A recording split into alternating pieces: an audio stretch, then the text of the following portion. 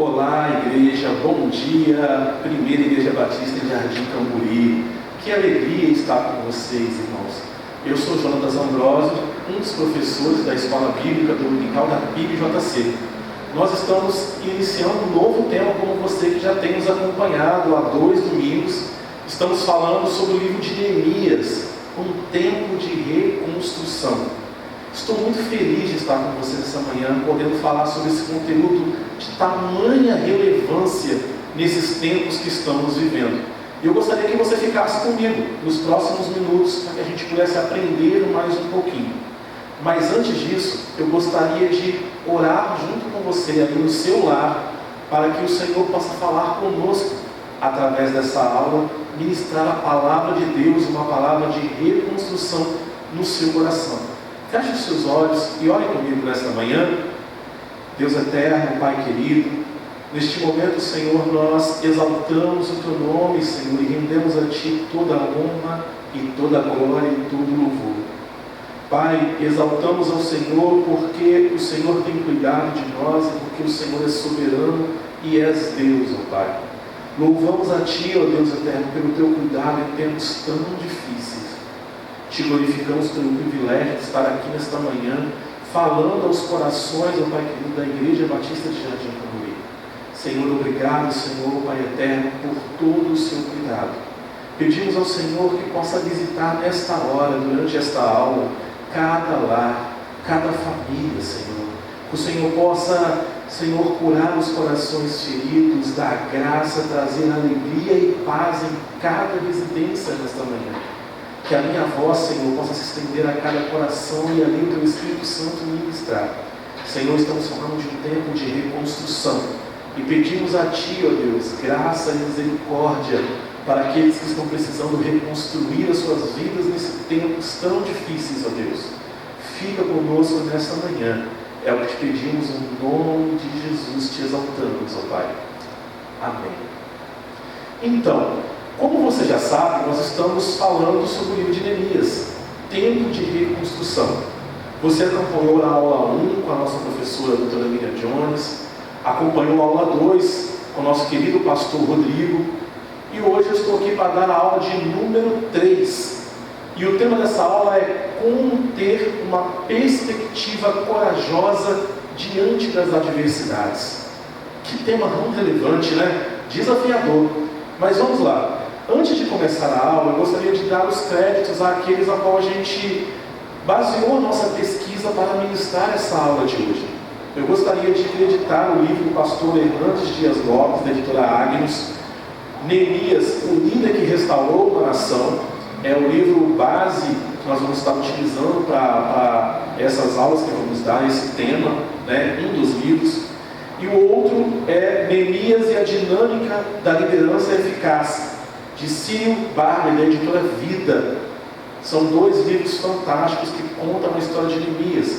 Um com um caráter mais pastoral e edificação, e o outro com um caráter mais focado para a liderança. E nós vamos tratar esses 2 temas aqui hoje. E eu gostaria que você continuasse comigo. Nós estamos vivendo um tempo tremendamente singular na história da nossa geração. Aquilo que nos era seguro não é mais. O país que conhecíamos antes de 2020 não é mais o mesmo. Os relacionamentos entre amigos, interpessoais, se tornam cada vez mais complicados, não é mesmo? Muitos de nós perderam emprego, perderam diversas pessoas que amavam, perderam sua liberdade de estar junto com os amigos, a liberdade de estar em célula, de estar em comunhão, de estar numa confraternização, né? Muitos de nós sequer se sentem mais em casa, na sua própria casa. Aquilo que nos era confiável, que nos era seguro, foi tirado de nós. O acesso, até mesmo, o acesso ao templo, aonde eu estou aqui hoje, dando essa aula para vocês, em outro tempo estaria cheio, e vocês estariam aqui, e eu poderia estar conversando com vocês, olhando cada um nos olhos. Entretanto, isso também mudou. Poucos podem vir, e alguns nem isso podem fazer, infelizmente. Neste momento, nos vem apenas uma pergunta: será que o povo de Deus já passou por alguma situação parecida com isso na Bíblia? E eu quero te dizer que sim. E esse protagonista, esse homem de Deus, no qual nós vamos estudar nessas próximas aulas, Neemias, ele viveu um tempo totalmente singular na sua geração e na história bíblica. Não foi um tempo de pandemia, não foi um tempo de doenças, mas sim, foi um tempo onde eles perderam a sua pátria, perderam a liberdade de culto, perderam muitas amizades. Ele descobre que os seus patriotas, seus compatriotas, estavam numa situação de total vergonha, de total abandono. Estavam desprotegidos e perdidos e não sabiam como resolver essa situação para seguir em frente. Esse era o quadro que Neemias e os compatriotas de Neemias viviam naquela época. Neemias se depara com uma situação em que eles viviam naquele tempo que parecia impossível de resolver. Eu quero te lembrar que esse cenário que eu estou traçando aqui no tempo de Neemias, a Miriam já falou, o Rodrigo também já falou para vocês, a gente vai relembrar. É um cenário pós-exílio, após a destruição de Jerusalém por Nabucodonosor, no sétimo século antes de Cristo. Foi um tempo totalmente diferenciado. O templo estava destruído, as muralhas de Jerusalém que protegiam o povo estavam derrubadas, quebradas. O povo estava voltando a patriar aquele lugar, voltando a habitar Jerusalém, mas Jerusalém não era mais aquela cidade gloriosa dos tempos de Davi e Salomão. Jerusalém era uma cidade que estava em escombros. E nesse momento nós estamos vendo a figura de Neemias, que estava no palácio servindo ao rei Artaxerxes. Nesse tempo de Neemias, não é mais o Império Babilônico que reinava naquele tempo. O império mais forte e poderoso naquele tempo era o Império dos Medos e dos Persas. E nós temos aqui a figura proeminente do rei Artaxerxes, no qual Neemias era copeiro, o homem de confiança do rei. Era aquela pessoa que estava presente na sala durante as reuniões mais confidenciais. Durante os banquetes, Neemias era a pessoa que experimentava aquilo que o rei ia ser servido, para que o rei tivesse a certeza de que não estava sendo envenenado. Ou seja, Neemias era o homem de total confiança, no qual o rei colocava sobre ele a confiança da sua vida. Só para que vocês entendam o cenário que Neemias estava e o cenário em que a nação de Israel, agora a cidade de Jerusalém, o povo judeu estava vivendo. Mas diante disso tudo que eu estou dizendo para você, uma pergunta fica no ar. Como é que Neemias se portou diante de uma situação em que tudo estava desmoronando e ele precisava reconstruir? E é exatamente sobre essa perspectiva, sobre esse ponto de vista que nós vamos estudar hoje. Como Neemias se comportou com isso? Como Neemias reagiu a isso? Como isso o atingiu? Que atitudes ele tomou? E diante disso é que nós vamos compreender como é possível ter uma perspectiva de coragem diante de um tempo adverso. E eu gostaria de pontuar para vocês, eu gostaria de marcar alguns pontos.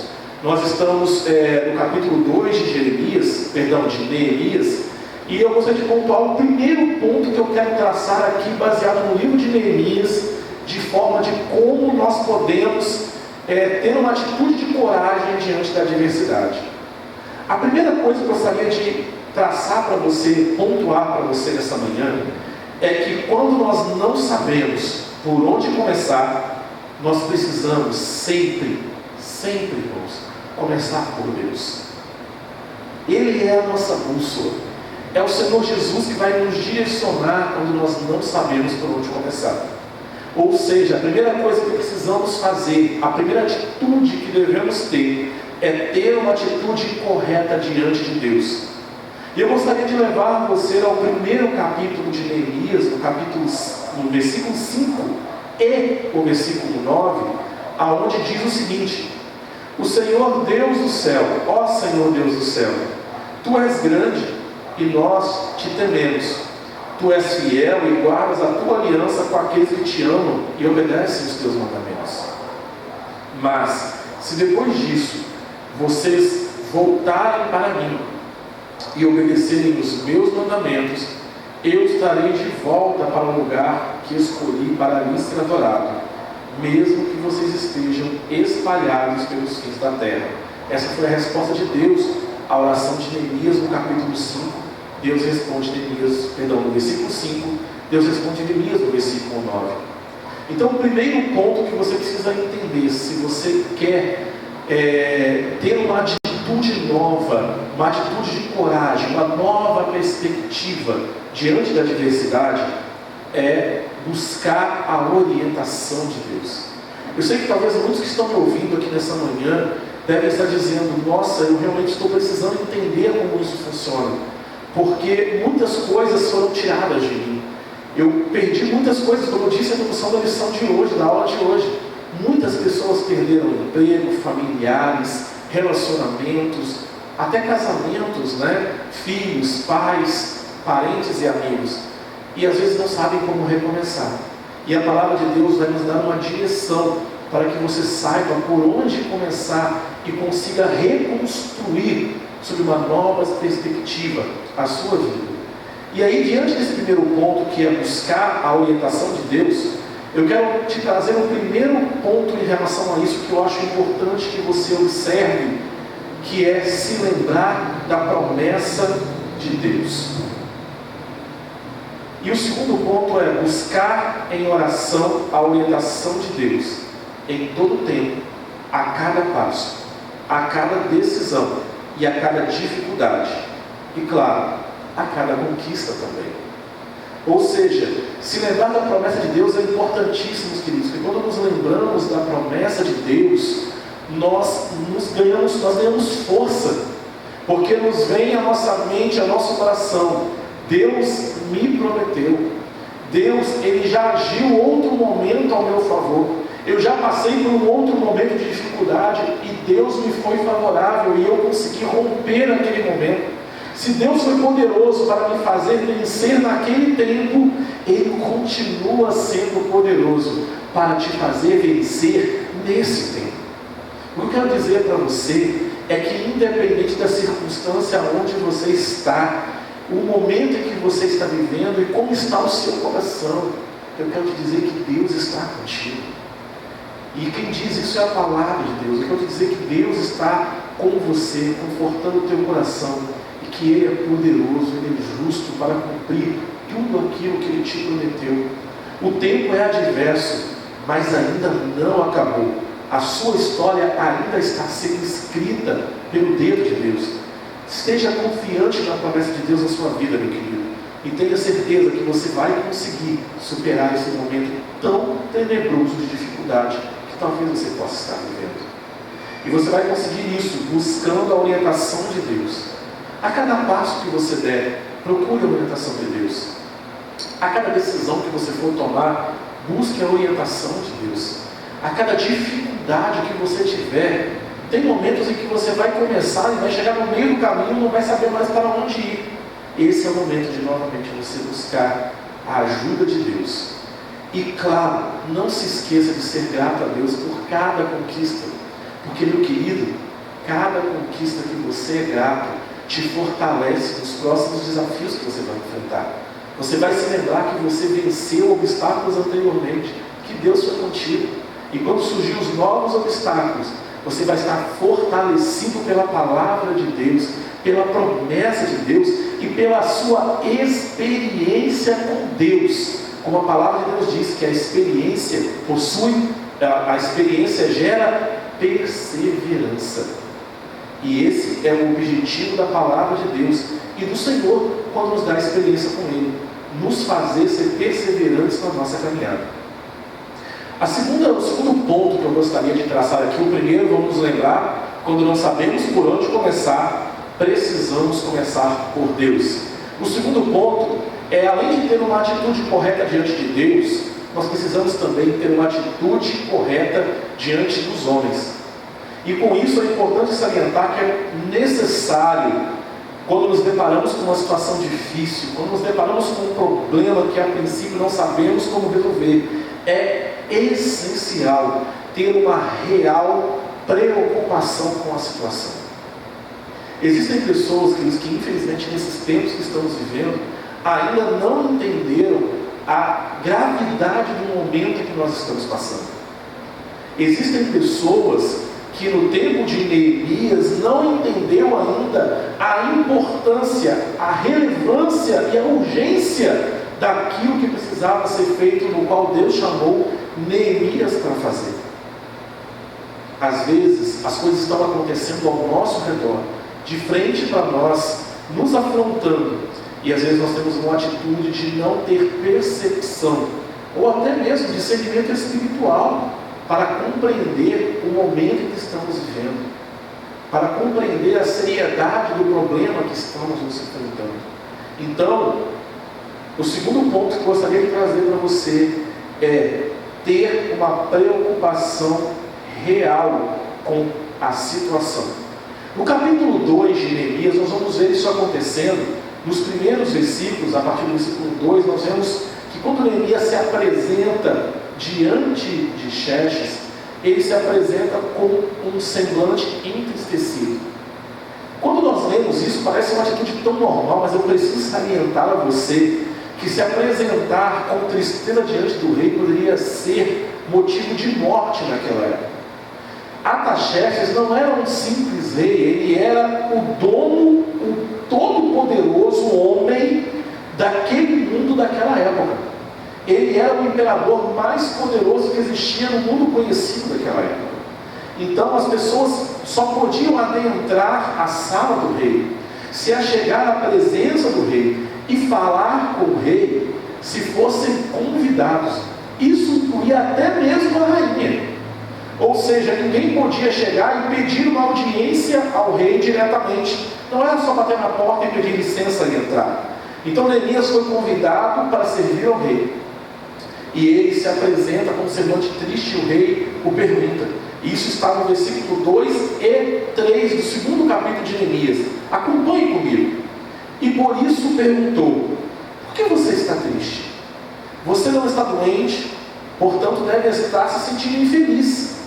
Então eu, Neemias, fiquei com muito medo e respondi: que o rei viva para sempre. Como eu posso deixar de parecer triste quando a cidade onde os meus antepassados estão sepultados está em ruínas e os seus portões estão queimados? A atitude de Neemias diante do rei foi uma atitude de respeito, uma atitude de quem sabia o que queria. Muitas pessoas, muitas das vezes nós mesmos, quando alguém nos vê entristecido ou pergunta o que desejamos, ficamos rodeando, não é verdade?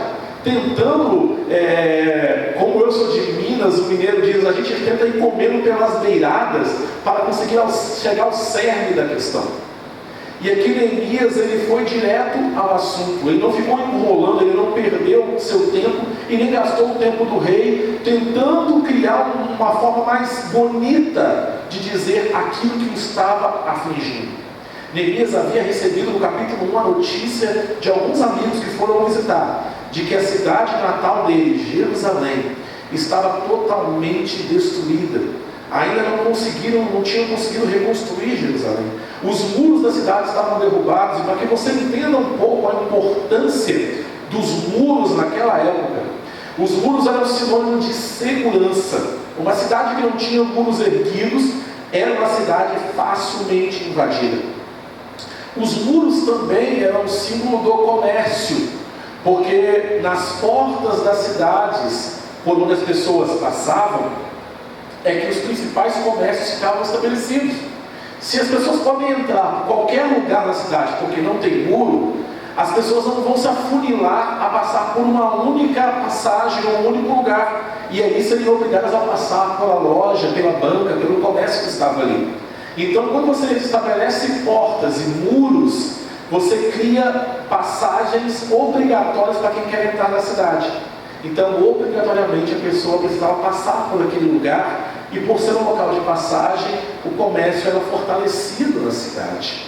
Por isso, os muros eram tão importantes. Sem os muros, a cidade estaria desprotegida, e não prosperaria, porque o comércio não conseguiria funcionar de forma adequada. Conseguiram entender um pouco a importância e a relevância do trabalho de Neemias? Então vamos lá. Primeiro ponto que eu gostaria de trazer para vocês, dentro de ter uma preocupação real com a situação, é o seguinte: nós às vezes nos preocupamos, conseguimos ter uma preocupação real. Você deve estar falando, Jonas, eu tenho plena noção e estou realmente preocupado com a minha situação, mas eu não sei por onde começar.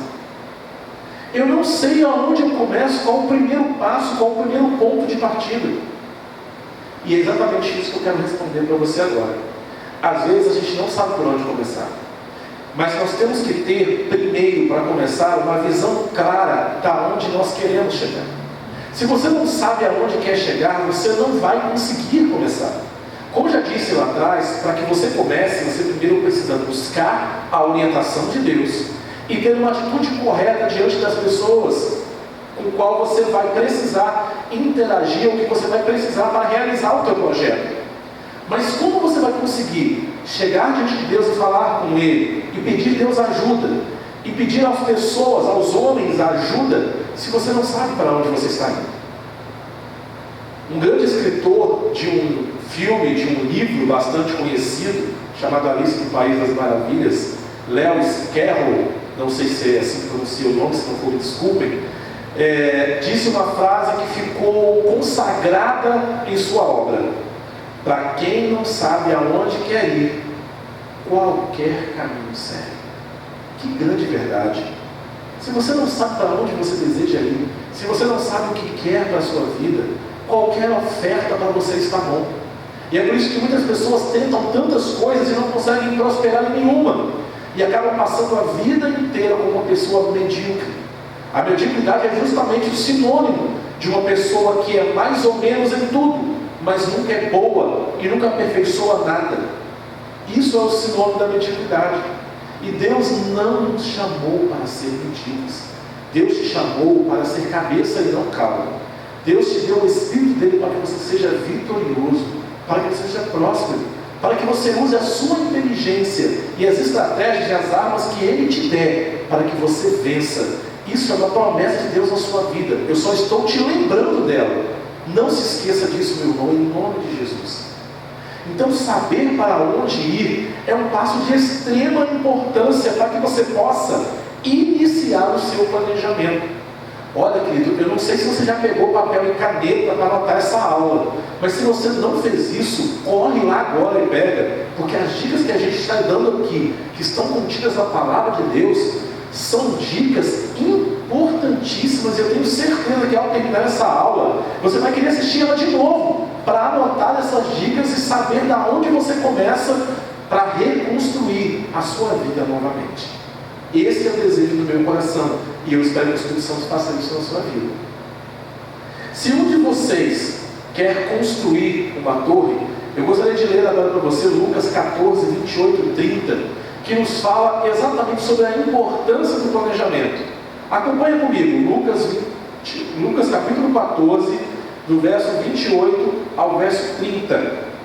Diz o texto o seguinte: se um de vocês quer construir uma torre, primeiro senta, calcula quanto vai custar, para ver se o dinheiro vai dar. Se você não fizer isso, ele consegue colocar os alicerces, mas não pode terminar a construção.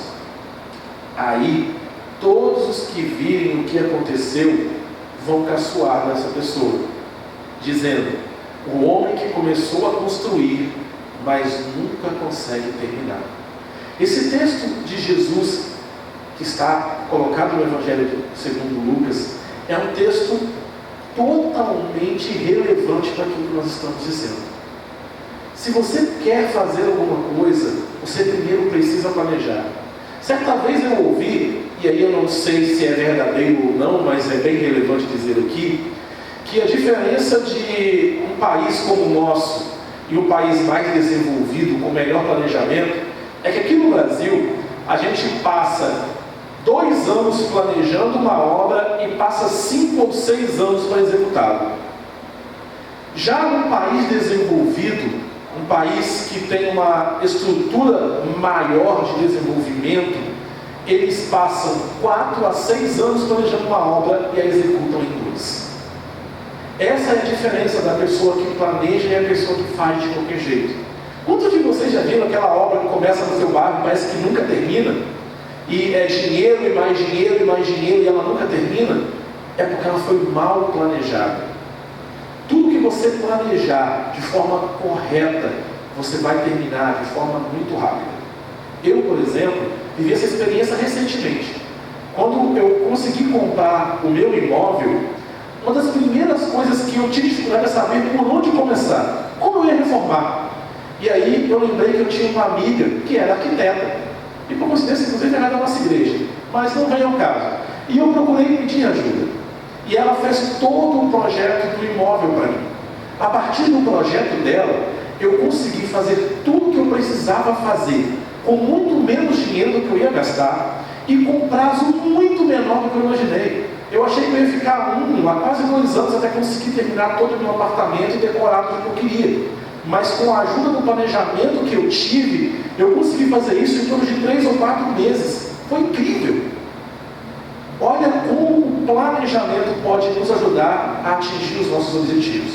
O exemplo que eu dei aqui é tão somente uma das situações em que eu vivi e que pode te ajudar a você conseguir andar mais rápido nessa sua perspectiva de reconstrução. Vamos seguir em frente? Neemias, ao iniciar sua empreitada, ele primeiro buscou ter uma visão ampla do problema, como eu já falei antes, e buscou ter uma perspectiva real daquilo que ele ia enfrentar. Ele passa alguns dias examinando cuidadosamente a paisagem e as dificuldades que ele iria enfrentar. E uma coisa muito importante é que Neemias também teve o cuidado de não tornar conhecidos os seus planos até que fosse o momento certo. Então aqui nós aprendemos 2 coisas com esse texto que está lá no capítulo 2, mais ou menos no versículo 11 de Neemias, onde Neemias ele sai pela madrugada e ele chamou apenas algumas pessoas, sem dizer a eles o que ele ia fazer e nem por que estava fazendo aquilo. Mas ele sai pela madrugada e começa a olhar todo o muro de Jerusalém que estava destruído. Cada porta, cada dificuldade, começa a ver os entulhos, o que era prioridade, por onde ele devia começar, os pontos vulneráveis que ele tinha para concluir aquele projeto.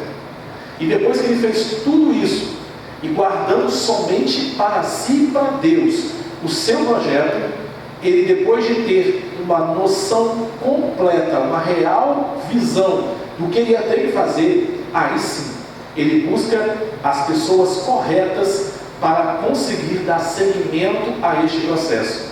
E aí nós entramos no ponto 3 que eu gostaria de trazer para você. Entenda uma coisa: não há a menor possibilidade de você reconstruir aquilo que te parece impossível hoje, sozinho. Não ache você que você vai conseguir trazer esse projeto, essa empreitada tão poderosa de reconstruir o que foi perdido a você, voltar a colocar a sua vida no eixo correto, sozinho. Você vai precisar da ajuda de Deus para isso, e você vai precisar da ajuda de pessoas para isso. Meu querido, entenda uma coisa: Deus nos fez pessoas sociáveis. Nós dependemos uns dos outros para conseguir. Como eu acabei de falar para você no meu próprio exemplo, eu tive que precisar da ajuda de uma amiga que é arquiteta para que ela me ajudasse a seguir em frente com o projeto da minha casa, que eu não sabia nem por onde começar. E provavelmente ia gastar muito dinheiro e não ia conseguir sair do lugar. E a partir daí, Deus foi colocando pessoas corretas na minha vida, naquele momento, que me ajudaram a concluir o meu projeto. Isso foi de suma importância. Você vai precisar confiar em pessoas. E como confiança é uma palavra muito difícil, principalmente nos nossos dias, busque a ajuda de Deus, para que Ele te mostre as pessoas certas em quem você pode confiar, para que o seu projeto de reconstrução não desabe no meio do caminho. Ok? Então, não há como você reconstruir a sua vida sozinho. Neemias, ao saber o que devia fazer, pois Deus havia lhe dado a estratégia correta após examinar e tirar medida de toda aquela situação. Ele buscou as pessoas que eram essenciais para que o projeto fosse acontecer. Sabe, meu querido, aquela pessoa que quer consertar um cano e procura um carpinteiro, isso não vai dar certo. Se você quer consertar o teu carro, não adianta você perguntar àquele seu amigo engenheiro elétrico ou engenheiro civil sobre o problema do teu carro. Você vai precisar ir em um especialista, um mecânico. Então, muitas das vezes a gente vai buscando soluções erradas porque a gente quer fazer as coisas e busca conselho com as pessoas erradas. Busca a ajuda daquele seu amigo, aquele seu vizinho, que é fantástico, mas não para aquilo que você precisa naquele momento. Às vezes o seu irmão, o seu pai, o seu primo, o seu colega de trabalho, o seu vizinho, o seu líder de célula, ele vai ser uma pessoa importantíssima na sua vida, mas talvez não para esse momento em que você precisa. Então, se Deus te deu uma estratégia, se você orou a Deus, você sabe para onde você precisa ir, comece a buscar as pessoas que são essenciais para que isso possa acontecer. Pessoas que possam te ajudar de forma relevante, que não dê opiniões ou pitacas, mas te dê soluções, que é o que você vai precisar para caminhar. Entendeu a dica? Então segue o fluxo. Outra coisa que você vai precisar, querido, é de entusiasmo. Não tem como você sair da onde você está sem entusiasmo. E talvez você possa estar dizendo para mim, Jonas, entusiasmo é a última coisa que você vai sentir nesse momento. Você não sabe o que eu perdi. Você não sabe o que eu tenho que reconstruir. Você não sabe quanta coisa foi embora e o quanto eu vou precisar fazer. Realmente, você tem toda a razão. Eu não tenho noção. Mas olha o que a palavra de Deus diz aqui em Neemias capítulo 2, versículo 12. Levantei-me durante a noite e saí com alguns dos meus amigos. Todavia, eu não compartilhei com ninguém o que o meu Deus havia entusiasmado meu coração para que eu fizesse por Jerusalém. Não levei animal algum a não ser aquele em que eu montava. Deixa eu te explicar o significado da palavra entusiasmo para que você entenda do que é que eu estou falando. Entusiasmo pode ser descrito como um estado de excitação da alma, quando esta experimenta uma paixão excessiva. Com relação à etimologia, ou seja, a origem desta palavra, a palavra entusiasmo se deriva do grego entusiasmos, que significa ter um Deus interior, ou estar possuído por Deus. Está entendendo agora que o entusiasmo não depende de você? Para que você esteja entusiasmado, deixa eu te lembrar, você já buscou a orientação de Deus. Deus já te deu a estratégia, colocou as pessoas certas para trabalhar junto com você nessa sua empreitada de reconstrução. Você tem todos os motivos para estar entusiasmado, porque agora o entusiasmo é o combustível, é a alavanca que vai te direcionar para aquilo que Deus deseja reconstruir na sua vida. Estar entusiasmado é estar cheio de Deus. Estar entusiasmado é ter Deus dentro de si. Neemias, nessa passagem no capítulo 2, a única coisa que ele viu à sua frente foi escombros e pedaços e tragédia e derrota. Neemias estava visitando, estava ali fazendo um tour, vamos dizer assim, de uma Jerusalém destruída e envergonhada. Mas ele estava entusiasmado, porque o que ele via não era a cidade derrotada, o que ele via era Jerusalém reerguida, que Deus o havia mostrado em suas orações. O que ele via era a vida reconstruída, que Deus o havia mostrado no projeto que Deus deu a ele. É isso que você está precisando enxergar, meu querido. Busque de Deus que Ele mostre para você como Ele está te enxergando.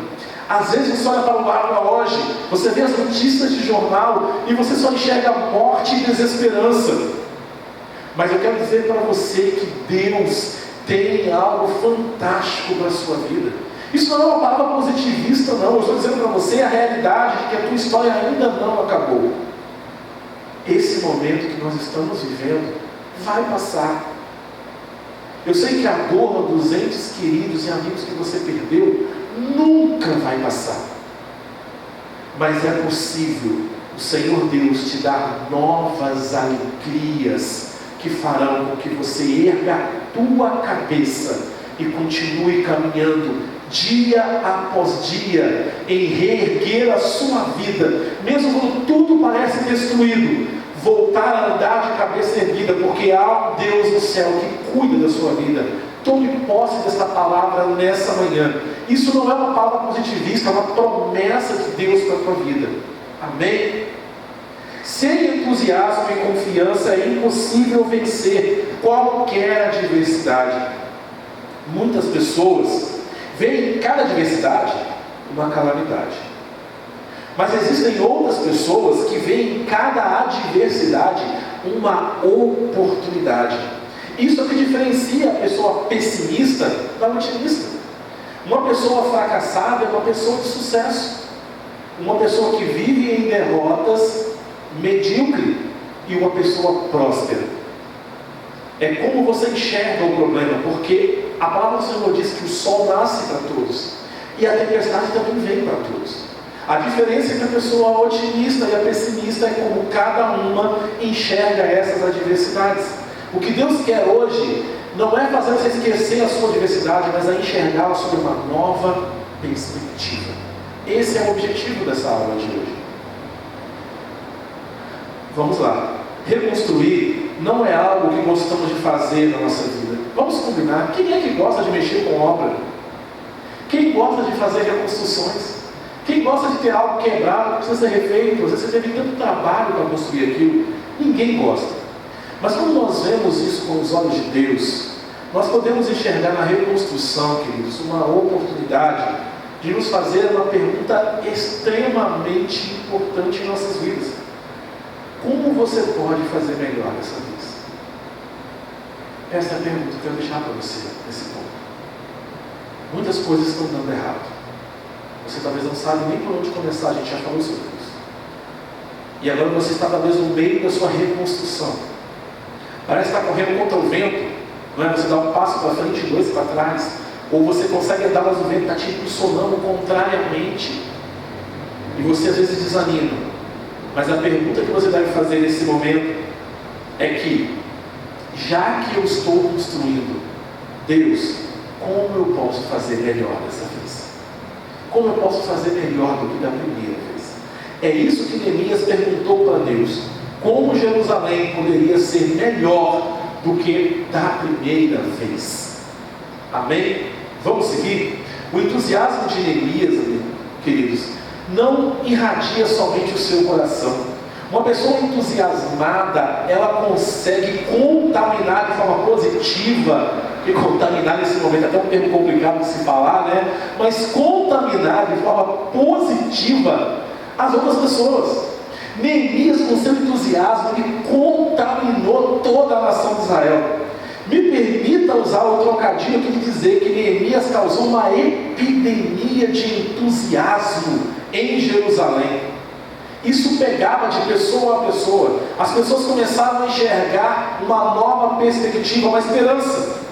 Às vezes, Deus só precisa de um agente de boas novas para levantar muitos que estão cabisbaixos com o atual cenário em que a nossa nação enfrenta, em que a sua família enfrenta. Eu gostaria de te lembrar do exemplo de Paulo e Silas, que se encontraram num momento de tamanha dificuldade, e ao ter uma visão diferente daquele cenário, começaram a adorar a Deus. E essa atitude de entusiasmo, de adoração, mudou totalmente a situação em que eles estavam envolvidos. Você vai achar isso lá no livro de Atos. Você conhece essa história. Quinto ponto: como lidar com a oposição e os obstáculos sem desmoronar? Porque falar de entusiasmo, falar de projeto, falar de avançar é muito bom.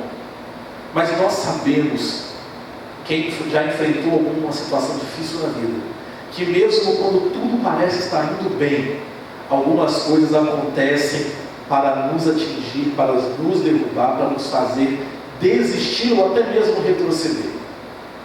E isso não vai ser diferente dessa vez.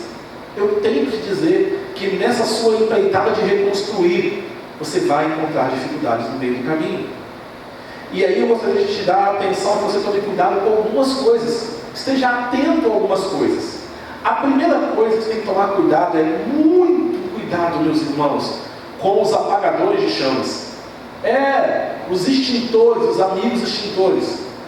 Extintor é algo muito bom. Quando o fogo que precisa ser apagado é um fogo trágico, mas o fogo do entusiasmo, quando ele é apagado, é péssimo. E existem algumas pessoas que estão ao nosso redor, porque a única coisa que elas conseguem fazer é apagar o entusiasmo dos outros. Qualquer chama que aparece no teu coração, que faz você se sentir alegre, aparece alguém do lado para dizer assim: esquece, isso não vai dar certo. Fuja dessas pessoas. Fuja dessas pessoas. Não é admirar que sempre quando Deus nos dá um sentimento de esperança e entusiasmo em algum momento, onde todos estão de cabeça baixa, se sentindo derrotados, rendidos pelas adversidades, essas pessoas não conseguem olhar para o alto, ou até mesmo para o horizonte, e buscar uma visão de Deus para a situação. Elas tentam contaminar a gente com desencorajamento na nossa empreitada. Você olhou para o céu e Deus te mostrou algo. Você olhou para frente e você viu a visão que Deus queria que você visse. Você viu uma perspectiva. Você percebe essa perspectiva, você sai do seu lugar, você começa a caminhar.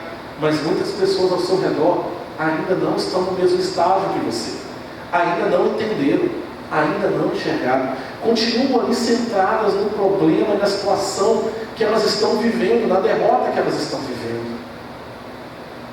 E nesse momento você precisa entender que essas pessoas, nesse momento, não são a melhor companhia para te ajudar.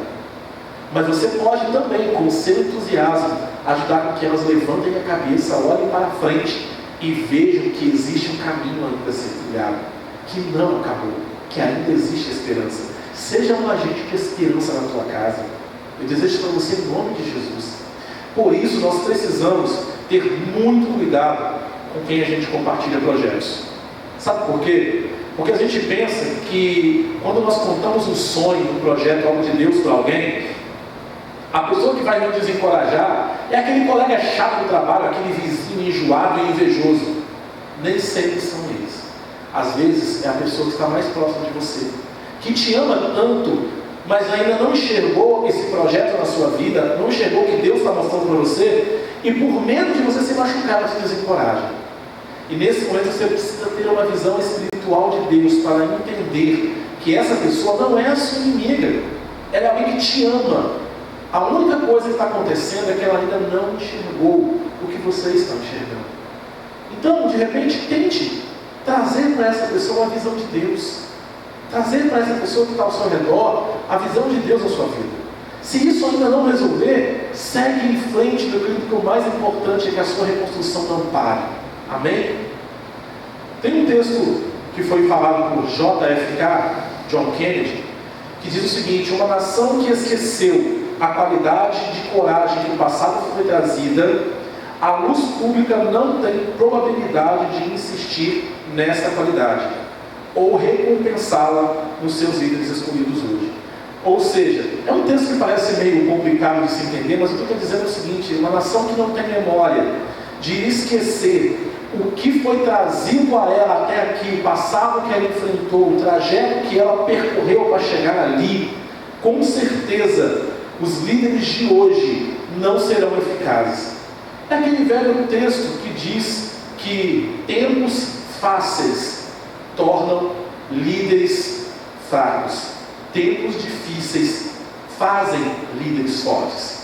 Líderes fortes provocam tempos fáceis. E tempos fáceis provocam líderes frágeis. E líderes frágeis provocam novamente tempos difíceis. E assim nós vamos viver esse ciclo da vida. Você precisa definir que tipo de líder você deseja ser. O que os momentos de hoje vão fazer você viver? Nós vamos nos perguntar, quando essa pandemia, quando esse tempo difícil acabar, se somos líderes fracos ou se somos líderes que fomos fortalecidos por essa dificuldade. Eu espero que você se fortaleça para que com isso você gere tempos mais fáceis daqui para frente, para que você contribua, para que nós sejamos relevantes na nossa geração, para fazer com que vivamos tempos melhores na nossa casa, na nossa igreja e no nosso país, na nossa nação. Esse é o desejo de Deus para nós, irmãos.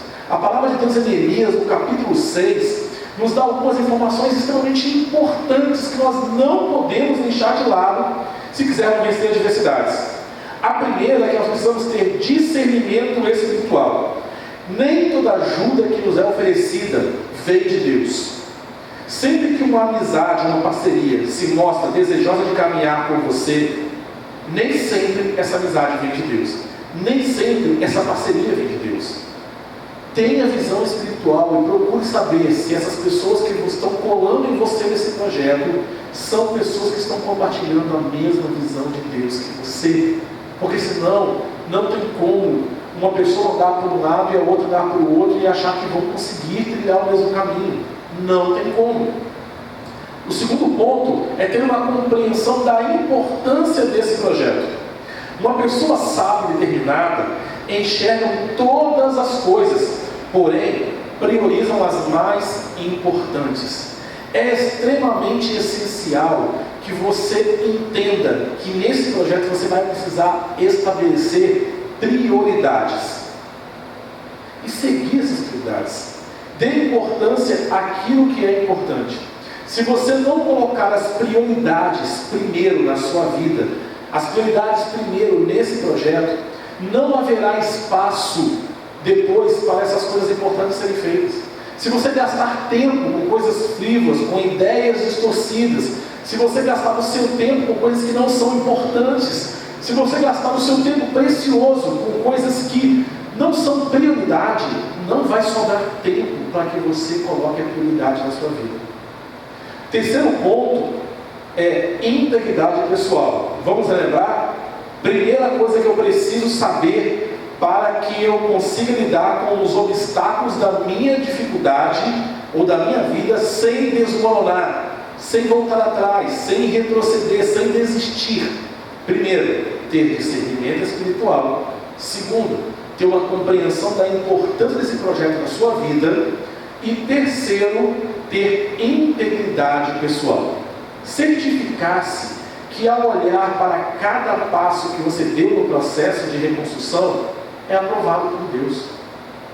Se você desejou que Deus te desse um projeto, concorda comigo que é de muita importância que Ele também aprove cada passo que você vai realizar nesse projeto?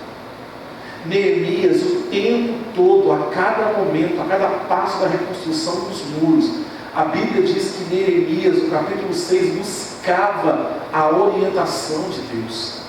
Você vai ver durante o livro de Neemias diversos momentos, Neemias parando para orar e buscar de Deus a orientação, justamente para que cada passo que ele desse fosse passos de integridade.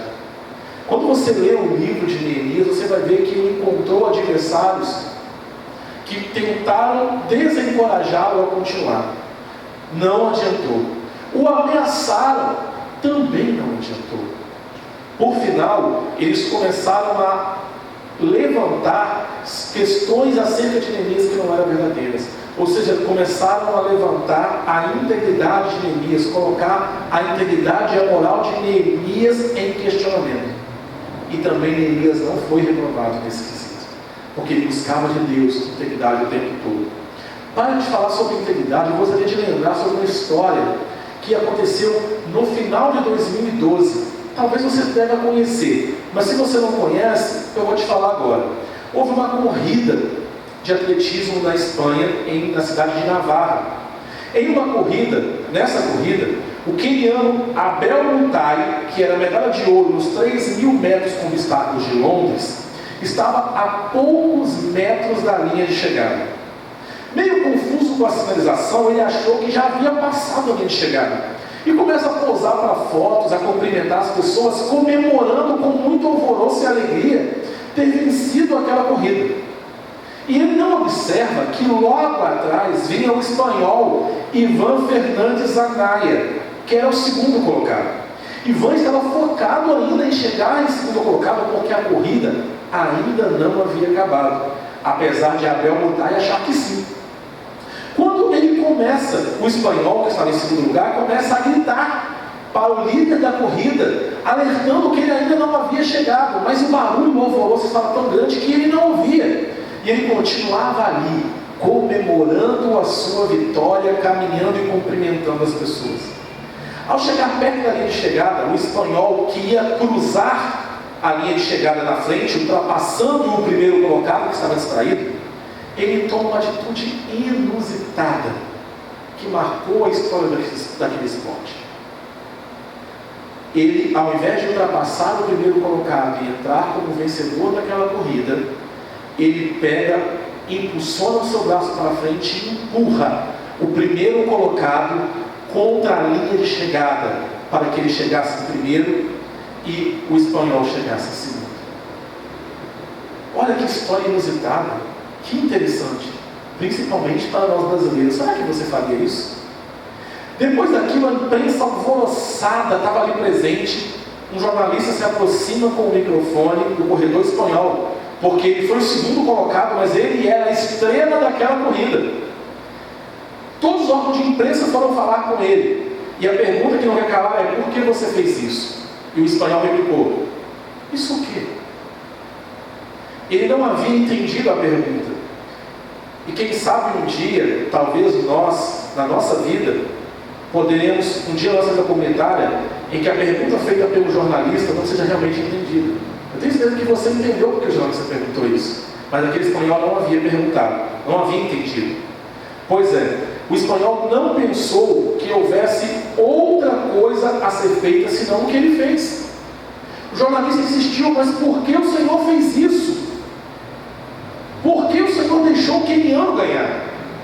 E ele respondeu: eu não deixei ele ganhar. Ele ia ganhar. E o jornalista continuou: mas o Senhor podia ter ganhado, estava na regra, ele não notou, ele estava distraído, você podia ter ultrapassado ele e ganhado.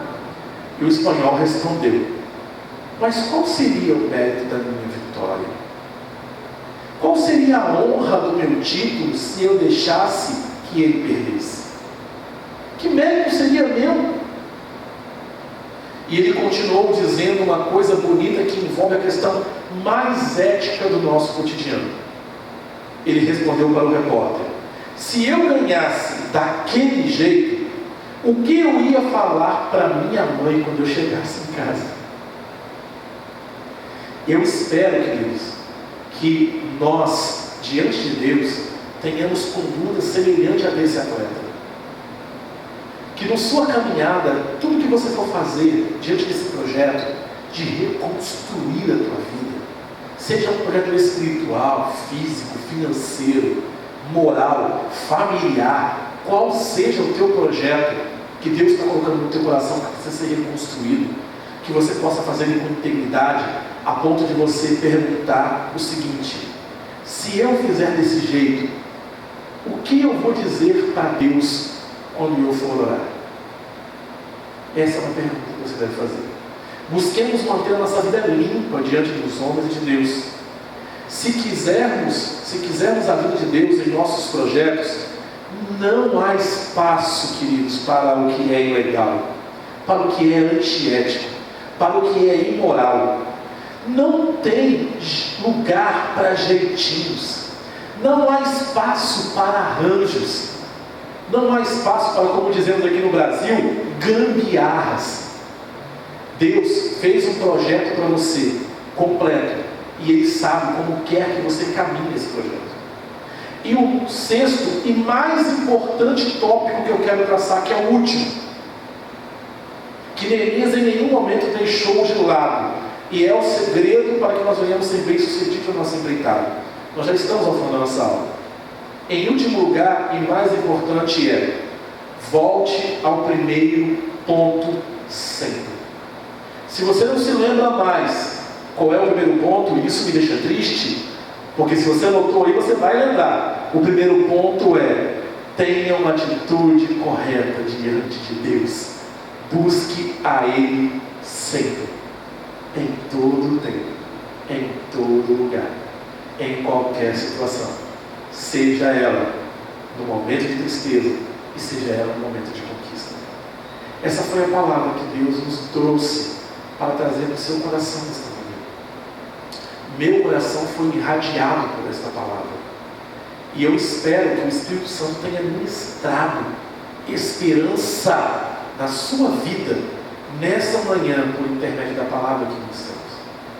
E eu gostaria de pedir a você que você continuasse conosco. Mantenha-se conectado com a gente. A aula de hoje acabou, mas no domingo que vem nós teremos mais uma aula. Fique com a gente, porque a PIBJC ela não para. Pelo contrário, ela avança. Até breve, até a próxima. Fique com Deus.